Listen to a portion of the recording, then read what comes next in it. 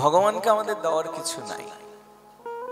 তাই ভগবান ব্রহ্মা গোবিন্দের চরণ ধৌত করে দিচ্ছেন তাঁরই বিগলিত জল দ্বারা, আর সেই জলে আকাশ গঙ্গা রূপে প্রকাশিত হয়েছেন।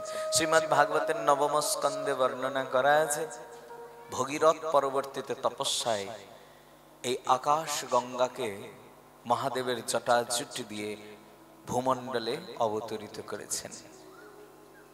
তো এবার আপনারা বলুন, দেখতে গঙ্গার জল জলের মতো হলেও জল সাক্ষাৎ ভগবানের বিগলিত স্বরূপ। গঙ্গার জল জল নয়। স্কন্দ পুরাণের জন্য বলেছেন এই ভূমণ্ডলে তিনটা ব্রহ্ম বস্তু আছে, যার সংস্পর্শ মাত্র ইহ জগতের মানুষ মুক্ত হয়ে যায়। কি সেই তিন? এক, গঙ্গা জল। প্রত্যেক দিন যদি এক বিন্দু করেও কেউ গঙ্গা জল পান করেন। আর দুই, বৃন্দাবনের রজ।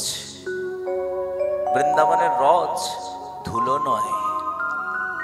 আমরা বলি না ধুলি নয়, ধুলি নয় গোপীপদ রেণু। গোপীপদ রেণুর মহিমা কি?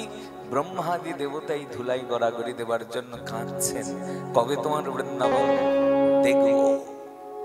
আমাদের আচার্য শ্রী নরোত্তম দাস ঠাকুর মহাশয় উৎকণ্ঠিত হয়ে প্রার্থনা করেছেন, সুখময় বৃন্দাবন কবে হবে দর্শন, সে ধুলি মাখিব কবে গায়। বৃন্দাবনের ধুলো ধুলো নয়, সাক্ষাৎ ব্রহ্ম বস্তু। ভগবান এই বৃন্দাবনের মাটি খেয়েছেন, এমনি এমনি নয়, আমাদের দেখাতে যে বৃন্দাবনের মাটিকে মাটি ভেব না, এ সাক্ষাৎ আমার স্বরূপ। তাই প্রত্যেক দিন যদি বৃন্দাবনের ওই রজের এক কণ কেউ গ্রহণ করতে পারে, আর শ্রী জগন্নাথের মহাপ্রসাদ, মহাপ্রসাদ দেখতে শুকনো অন্ন মনে হতে পারে,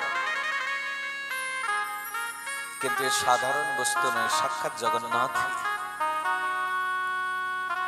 এই জন্য মহাপ্রসাদের উপযোগিতা কেবলমাত্র পালন করবার জন্য কৌটোতে পুরে রাখা নয়, প্রত্যেকদিন মহাপ্রসাদের এক কণা গ্রহণ করুন।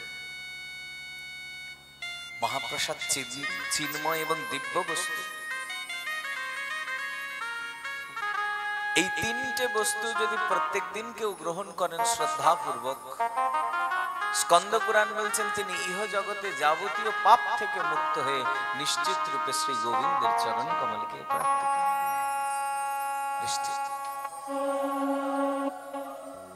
এর জন্য বলুন, গঙ্গার জল কি জল? জল নয়। তার জন্য ভক্তি রসামৃত সিন্ধুতে রূপ গোস্বামী পাদ বললেন, ন পাদস্তীর্থয়ম্বু বুদ্ধি। গঙ্গার জলকে জল জ্ঞান করো না।